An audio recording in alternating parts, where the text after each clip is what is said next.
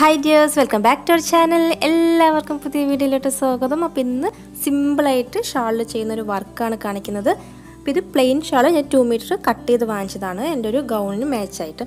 അപ്പോൾ ഇതൊന്ന് നമുക്ക് ബ്ലൂ കളർ ഷെയ്ഡായിലൊന്ന് എടുക്കണം, കാരണം ഗൗണിൻ്റെ കളറ് ബ്ലൂ ആണ്. അപ്പോൾ അതിനായിട്ട് ഈ കുന്താൻസും പിന്നെ ഈ ഫാബ്രിക് ഗ്ലൂ ആണ് നമുക്ക് ആവശ്യമുള്ളത്.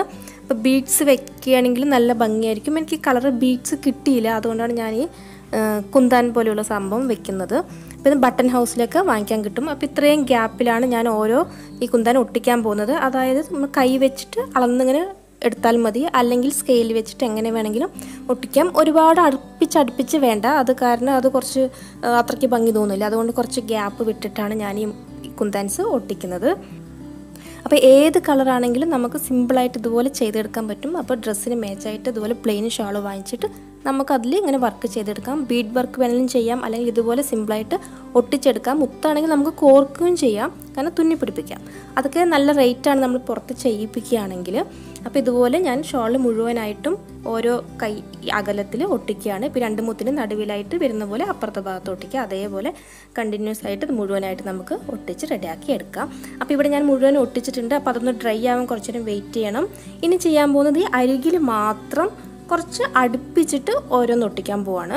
അതും വേണമെങ്കിൽ ഗ്യാപ്പ് വിട്ട് നിങ്ങൾക്ക് ഒട്ടിക്കാം. ഞാൻ കുറച്ച് അരികിൽ മാത്രം അടുപ്പിച്ചടുപ്പിച്ചാണ് ഒട്ടിക്കുന്നത്. അപ്പോൾ അതിനായിട്ട് ഇങ്ങനെ ഗ്ലൂ കുറച്ച് വെച്ച് അതിൻ്റെ മേലെ ഇങ്ങനെ ഓരോന്നായിട്ട് ഒട്ടിച്ചെടുക്കാം.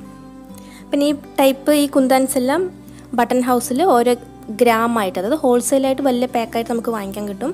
ഇത് ഒരു ഷോളിന് മാത്രമായിട്ട് വാങ്ങിച്ചത് കൊണ്ട് തന്നെ 10 ഗ്രാം 20 ഗ്രാം അങ്ങനെയൊക്കെ നമുക്ക് കിട്ടും കേട്ടോ. 40 രൂപ 50 രൂപ അങ്ങനെ എന്തോ ആയിരുന്നു റേറ്റ്. നല്ല ചീപ്പായിട്ട് തന്നെ കിട്ടും, കുഴപ്പമില്ല. അപ്പോൾ അതെല്ലാം 2 ഭാഗത്ത് ഒട്ടിച്ച് കഴിഞ്ഞു. ഇനി ഞാൻ ഓരോ ടെസൽസാണ് ഒരു സൈഡിൽ 3 എണ്ണം വെച്ചിട്ട് വെക്കുന്നുണ്ട്. എത്രണ്ണം കൂടുതൽ വേണമെങ്കിലും വെക്കാം, അതൊരു ഭംഗിയായിരിക്കും.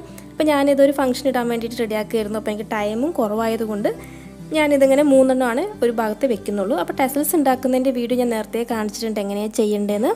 അപ്പോൾ അത് ആവശ്യമുള്ളവർ താല്പര്യമുള്ളവർ അത് കാണുക. അപ്പോൾ നമ്മൾ ടെസൽസൊക്കെ ഉണ്ടാക്കി അതിന് ശേഷം ഇത് ഒരു നൂലിൽ കോർത്ത് ഇങ്ങനെ റെഡിയാക്കിയ ശേഷം ഈ ഷോളിൻ്റെ അറ്റത്തായിട്ട് നമുക്കിത് തുന്നി പിടിപ്പിക്കാം.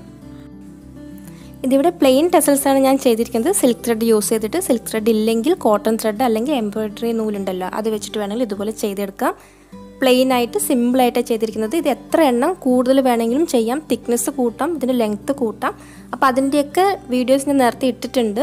ടെസൽസ് യൂസ് ചെയ്തിട്ട് നമ്മൾ സാരിയിൽ വെക്കുന്നതാണെങ്കിലും കമ്മൽ ഉണ്ടാക്കാൻ വേണ്ടി ഉണ്ടാക്കുന്നതാണെങ്കിലും എല്ലാം ഞാൻ വീഡിയോ ചെയ്തിട്ടുണ്ടായിരുന്നു. അപ്പോൾ താല്പര്യമുള്ളവർ അത് കാണുക.